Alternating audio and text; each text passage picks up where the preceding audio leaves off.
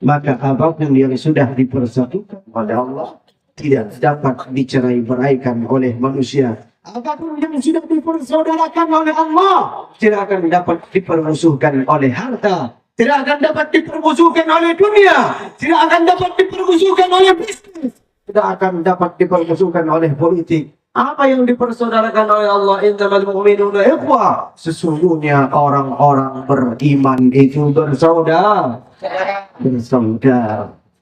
Maka perjuangan untuk merajut tali persaudaraan ini sangat-sangat diperlukan. Begitu kita bercerai-berai, begitu kita berpisah, begitu kita tidak bersatu, maka jangankan musuh, kita bisa kalah tanpa ada serangan. Kita bisa kalah tanpa adanya musuh. Kenapa? Karena internalnya rusak. Dalamnya tidak beres. Dalamnya tidak ada yang merangkul. Dalamnya saling memukul, dalamnya saling mengejek, dalamnya saling menjatuhkan, dalamnya saling merendahkan. Maka nilai-nilai persaudaraan ini sangat dipandang penting oleh Al-Quran.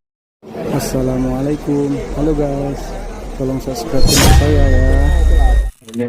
Anak yang lain hari ini, salam diri. Insyaallah, tabarakallah.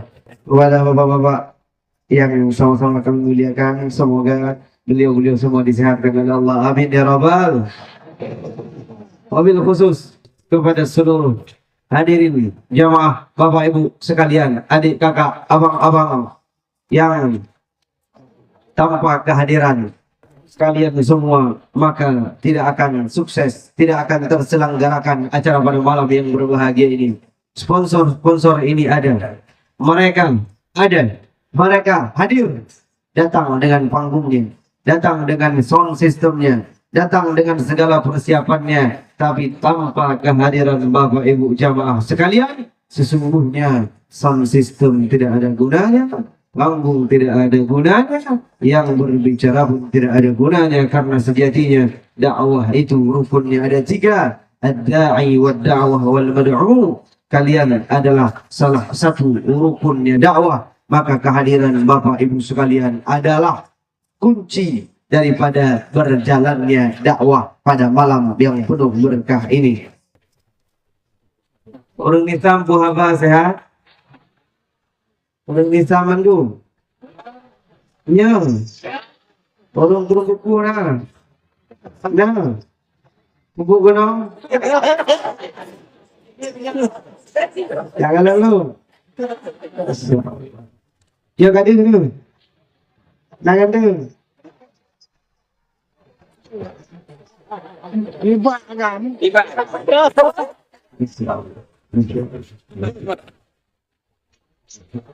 Biasa libat tempat lain orang kita lagi ke bunuhnya sampai. Allah payah maju kadang-kadang. Tapi tak kalah ni. Masya Allah, tabarakallah, luar biasa.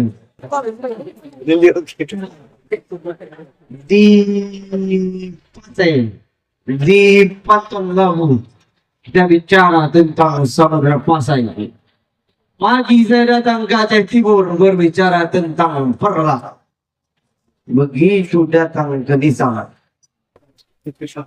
Dan kerajaannya?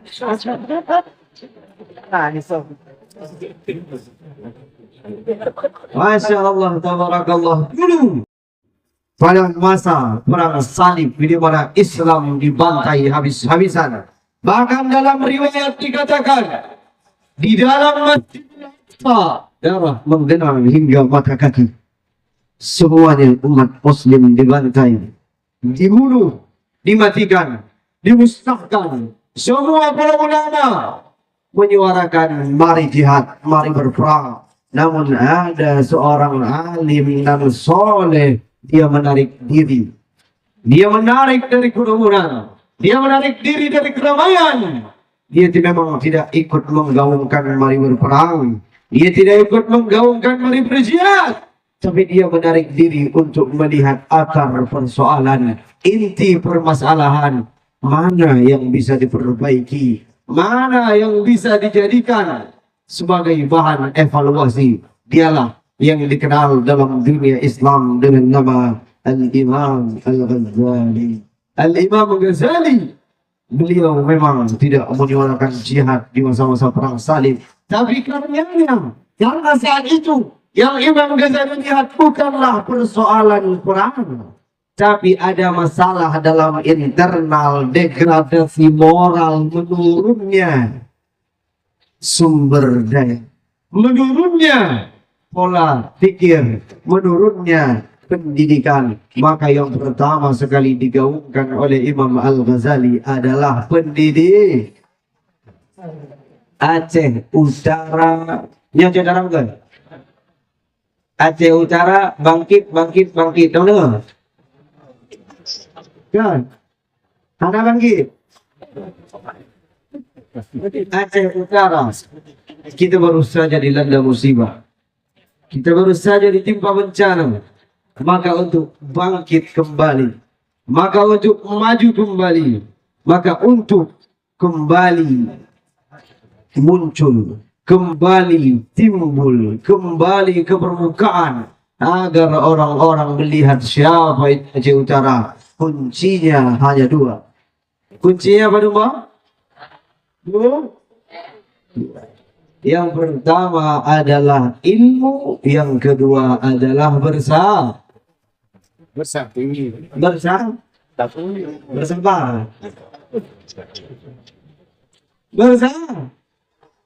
Yang satu. Siapkan ilmu.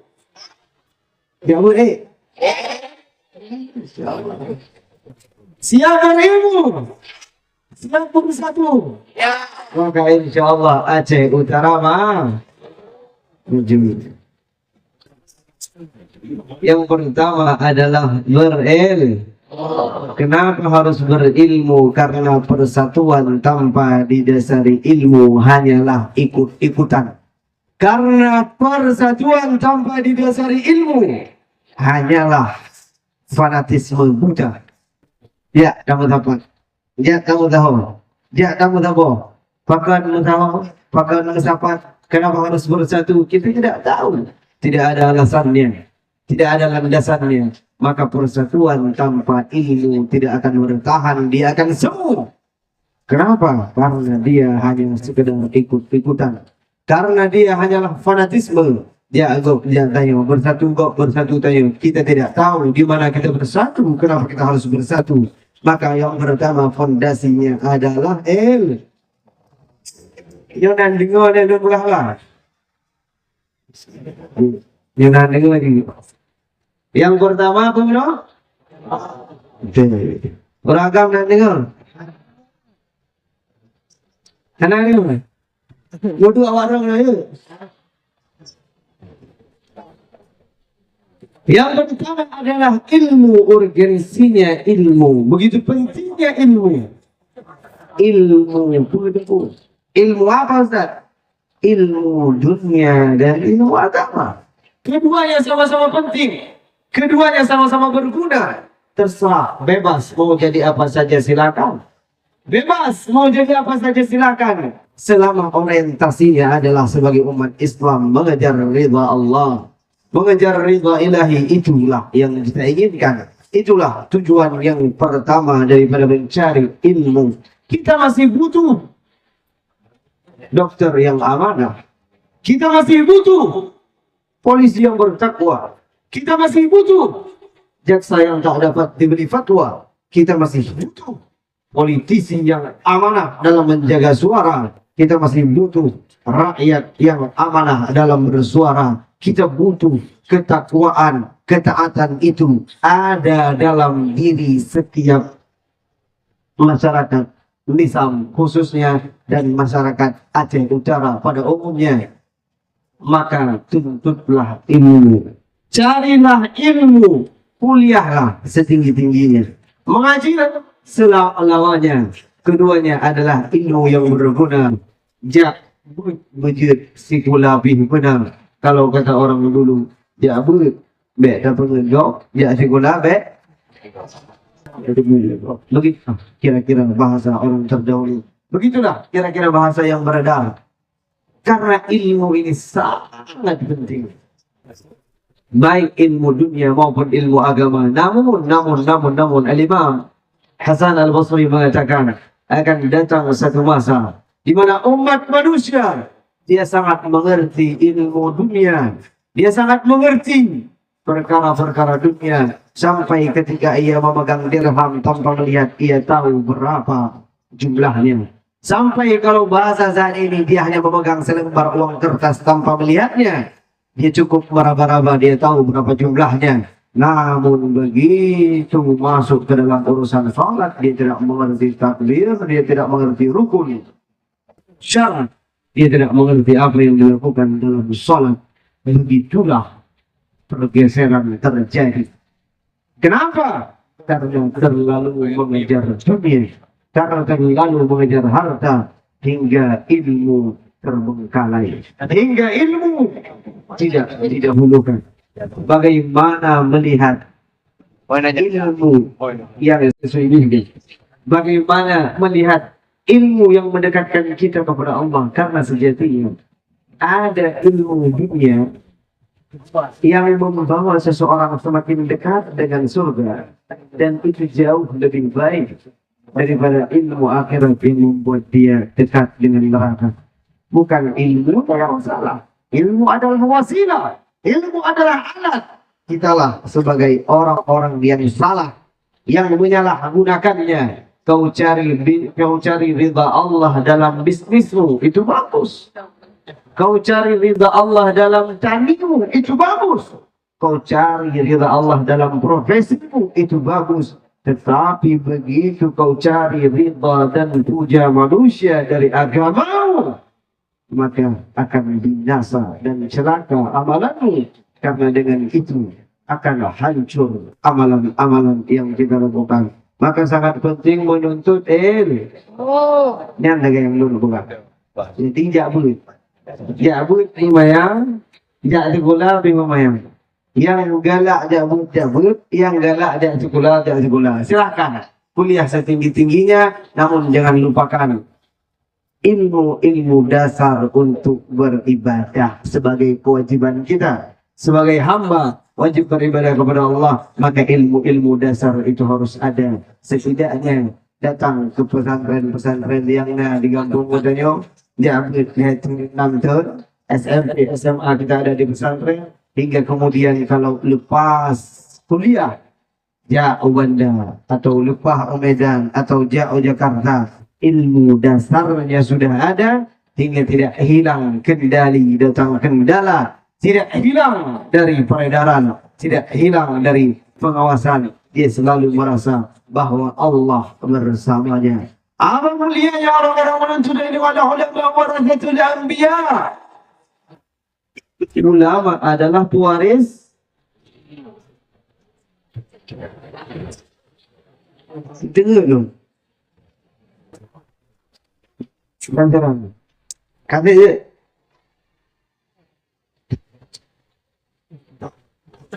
Aduh dong. Pakak kan. Karena semangat yang ada. Orang-orang setuju. Mana? Ya udah ada tiga pun. Ada orang-orang setuju. Kita gimana? Kita dulu. Ulama adalah pewaris Nabi. Bukan hanya teks-teksnya, bukan hanya ilmunya, tapi yang diwarisi adalah adabnya. Tapi yang diwarisi adalah amalnya. Rasulullah SAW beribadah salat bukan kakinya. Apa kata beliau? Fala aku abdan syukura. Maka aku tidak boleh menjadi hamba yang bersyukur. Dia bersyukur kepada Allah dengan cara memperbanyak ibadah. Maka sejatinya orang semakin berilmu, semakin cinta pada ibadah. Semakin berilmu, semakin dekat dengan Allah. Man yazdada ilman wa lam yazdad hudan lam yazdad min Allah illa bu'da. Siapapun yang bertambah ilmunya namun tidak bertambah kedekatan, tidak bertambah hidayah, tidak bertambah ketakwaan, tidak bertambah ketaatan, sejatinya tidak ada yang bertambah kecuali jauh dari Allah. Maka ulama, orang-orang yang berilmu adalah orang-orang yang menjadikan ilmunya sebagai wasilah untuk mendekat kepada Allah. Apa? Tegak oke. Dimensi oleh para ulama ketawaduannya, rendah hati, merasa tidak tinggi karena sejatinya begitulah ilmu, dia meninggikan tapi kau tetap merasa rendah hati. Rasulullah SAW dalam satu riwayat diceritakan pernah datang ke rumah sahabat, begitu datang ke rumah sahabat sama Zid lagi tanya juga karena duduk kami berkumpul bersapat-sapat, pegahlah oleh salah seorang sahabat nyonya tapaju si kameng banget nyonya tapaju kalau kita makan sampah ya Rasulullah. Apa kata salah seorang orang kaya yang ada di situ? Kalau begitu biarkan saya ada kambingnya ada di saya. Begitu kata salah seorang daripada para sahabat. Kemudian sahabat yang lain mengatakan, kalau kamu kambingnya maka saya akan sediakan pisau. Untuk menyembelihnya. Di sahabat yang lain, kalau kamu menyediakan pisau maka saya yang akan mengulitinya. Apa kata Nabi? Apakah beliau hanya duduk santai dan langsung menerima jamuan makanan siap sedia? Tidak. Apa kata Rasulullah? Kalau di engkau kambingnya, engkau pisaunya, engkau, maka aku akan mencari kayu bakarnya. Begitulah kerendahan hati seorang Nabi. Beliau tidak ingin dilayani sebelumnya.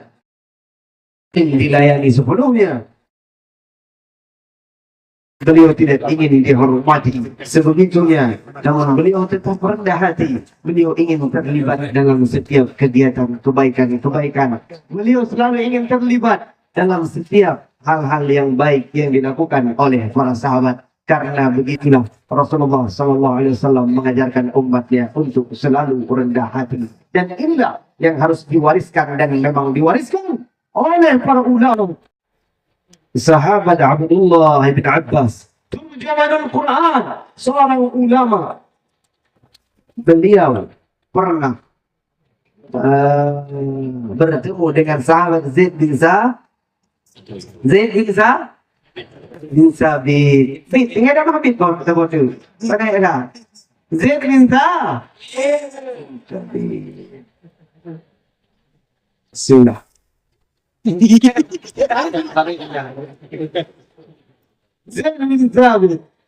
bin Sabit setelah pulang dari pemakaman ibundanya, beliau naik menunggangi hewan tunggangan yaitu begal, anak daripada keledai. Dia menaiki hewan tunggangannya, lalu datang Abdullah bin Abbas yang merupakan keluarga Rasulullah SAW, karena Abbas adalah pamannya Rasulullah. Dia datang memegang kendaraannya. Dia datang menuntun hewan tunggangan yang dinaiki oleh Zaid bin Sabit. Begitu ada para ulama. Kata Zaid bin Sabit, wahai Abdullah bin Abbas, engkau adalah keluarganya Rasulullah, engkau adalah anak pamannya Rasulullah. Tidak sepantasnya engkau melakukan hal yang seperti ini. Kalau bahasa kita hari ini, membuka pintu motor lah bahasanya. Membuka pintu motor oleh Abdullah bin Abbas kepada Zaid bin Sabit. Zaid bin Sabit tidak senang dengan perlakuan yang seperti ini. Engkau adalah keluarga Rasulullah, tidak sepantasnya. Aku adalah orang biasa. Apa kata Abdullah bin Abbas? Begini Rasulullah memerintahkan kami untuk memuliakan para ulama. Lalu apa yang dilakukan oleh Zaid bin Sabit? Dia pegang tangan Abdullah bin Abbas, dia kecup, dia cium tangannya. Beliau mengatakan, beginilah kami diajarkan untuk memuliakan keturunan dan keluarga Rasulullah. Begitulah para ulama terdahulu itu tidak saling meninggikan diri. Para ulama terdahulu tidak saling memuliakan diri, tidak saling merasa lebih tinggi, merasa lebih mulia. Keduanya saling merendah hati sehingga saling memuliakan. Ada tidak relate dengan semuanya, perlu saya rasa untuk menyampaikan kepada santri sekalian yang hana pedengku kita yang pedengku Yang hana pesantren kita yang pesantren. Ilua cukup kok dimuliakan, tapi menentu mak tayo tak kala cik hana pah dengunya. Bahkan karena tayo udah dengu. Jadi tentu mendengu hana lupa. Tapi ini bukan cerita dini. Dia saudara. Masya Allah, tabarakallah. Semoga kita semua disatukan dalam kekeluargaan. Amin, amin ya Rabbal. Dan yang kita pegang yang respon yang benar adalah pentingnya menuntut ilmu. Yang kuliah dulu. Karena walaupun tuan yang pegang kuliahnya kejar dunia.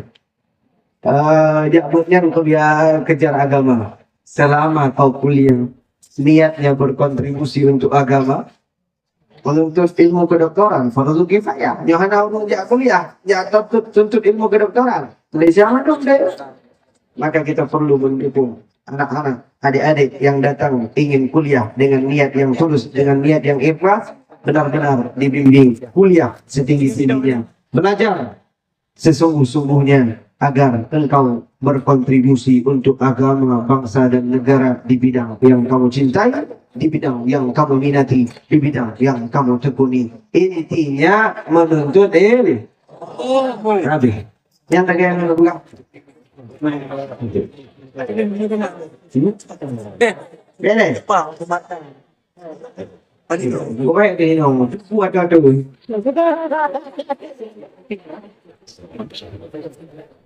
Yang pulang. Yang kedua. Kedua pulang. Wah. Tinggal kan?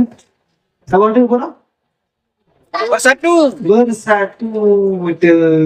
Masya Allah. Yang kedua adalah bersama.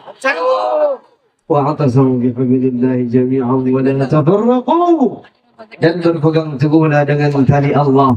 Kamu bersatu dalam pandangan politik, suatu ketika akan berpisah. Bersatu dalam pandangan bisnis, suatu ketika akan usai, akan selesai, akan berpisah. Tapi bersatulah pada sesuatu nilai yang kamu junjung tinggi.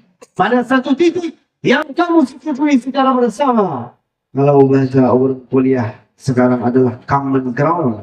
Satu titik yang disetujui. Satu titik yang disepakati.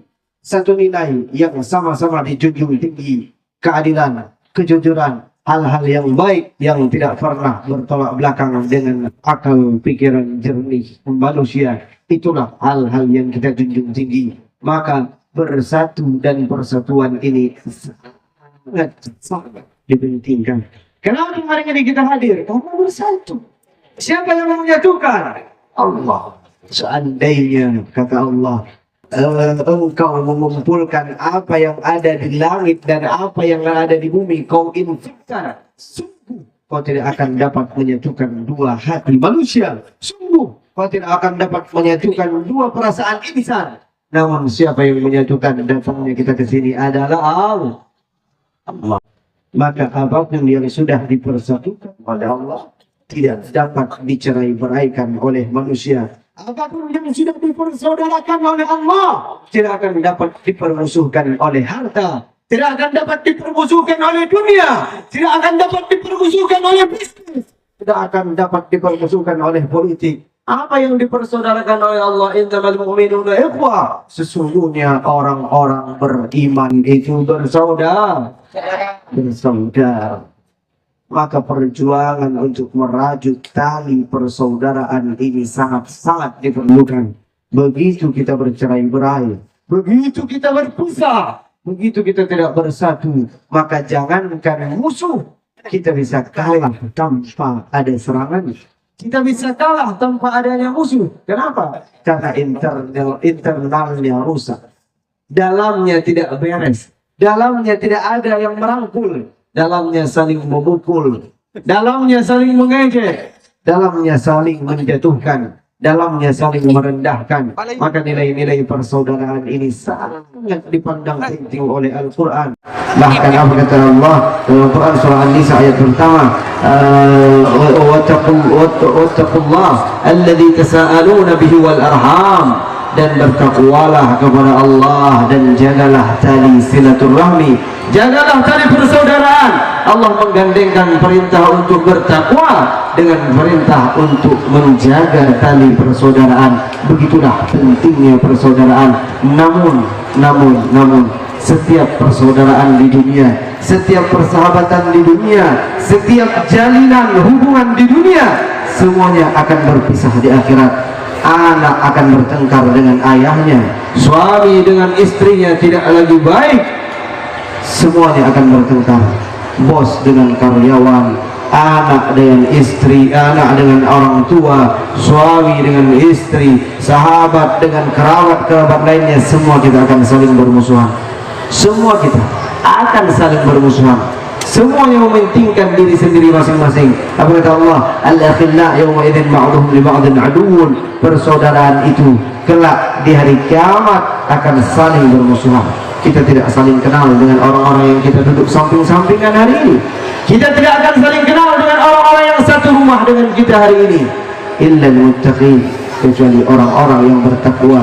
Maka jika ingin bersaudara di dunia, bersaudara di akhirat, bangunlah persaudaraan itu atas dasar takwa. Datang ke tempat-tempat yang baik seperti ini berbarengan dengan keluarga. Kalau keluarga kita diajak ke tempat-tempat yang baik, maka insya Allah perkumpulan ini akan berujung dengan perkumpulan yang baik. Dan tidak ada perkumpulan terbaik kecuali berkumpul di surganya Allah. Maka kita harapkan perkumpulan ini akan berakhir dengan pertemuan di surga. Amin amin ya rabbal. Baru kali ini saya berbicara sampai ke surga. Amin, kanan nih. Kata mau surga apa nanti? Nanti balik dunia dong. Kapal surga balik dong. Balik ke orang yang berdiri yang kedua surga. Semoga persaudaraan ini tidak hanya di lisan. Ketika kita hari ini saling bertatap muka, senyum-senyuman, semoga senyum-senyuman ini akan berakhir di surga. Ya Allah, amin ya rabbal. Yuk kalian lengkap. Kadir ke? Asik berarti ya. Coba nanti anda malam dia bagi. Masya Allah, tabarakallah. Tuan-tuan, lagi maaf, tinggal tu. Dah ulang telefon. Kuat ni. Pantun ni. Pantun lain. Karena sejatinya yang penghabarnya ini penghabar tu. Semalam nak kala Nurul Islam, kata kahana lonjak Islam. Terakhir lonjak Islam 2000 berapa? 2016. Hana tahu ya, hana tahu perhati. Kadang Cina lewat ikut mohon. Mana nak berumur? Tapi masya Allah, begitulah. Apa? Ya nak pun, pengantin lo.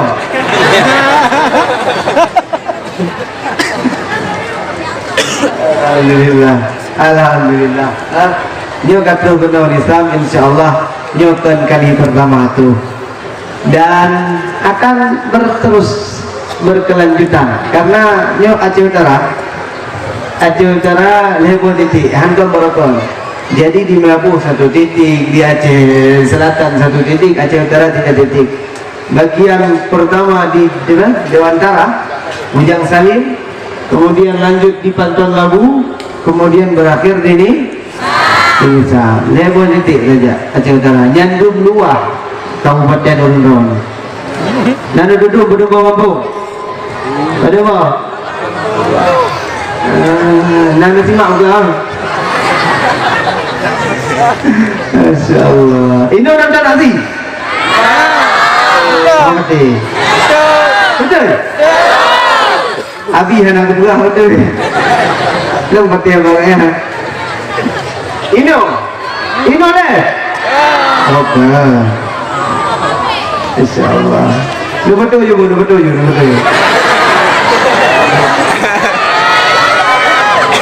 Ini yang mulia ya.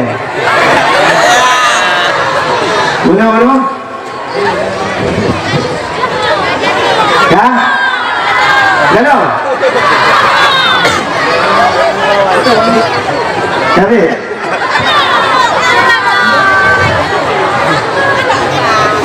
umi-umi yang mentua, ayah-ayah yang bahagia yang doa kelele. Doa. Amin ya Allah. Karena doa macam lo diabut dia mah. Lancang dalam menuntut ilmu, ya. Yang pula-pula legoknya ustaz, yang tengkuka dulu. Yang penting kelagi anak Nabi pegah, Habibi. Amin ya betul. Jadi itu adalah anak urusi keponakan daripada bapak ibu sekalian, adik-adik dari abang-abang dan kakak-kakak dan abang daripada adik-adik sekalian. Maka uronyo saya menyatakan bahwa kita semua bersaudara. Semoga persaudaraan ini berakhir di surga. Amin amin ya rabbal. Maka untuk pada akhirnya kita tutup pertemuan ini dengan mengambil dua kesimpulan. Jika ingin Aceh Utara ini kembali bangkit, jika ingin Aceh Utara ini kembali maju, maka jagalah dua kunci dasar ini. Pertama berilmu, kedua bersatu. Sebagaimana Bapak Ibu datang ke sini dengan niat yang baik, pulanglah dengan cara-cara yang baik. Semoga kepulangan kita tertib selamat sampai tujuan. Billahi taufiq wal hidayah wal inayah. Assalamualaikum warahmatullahi wabarakatuh. Waalaikumsalam warahmatullahi wabarakatuh.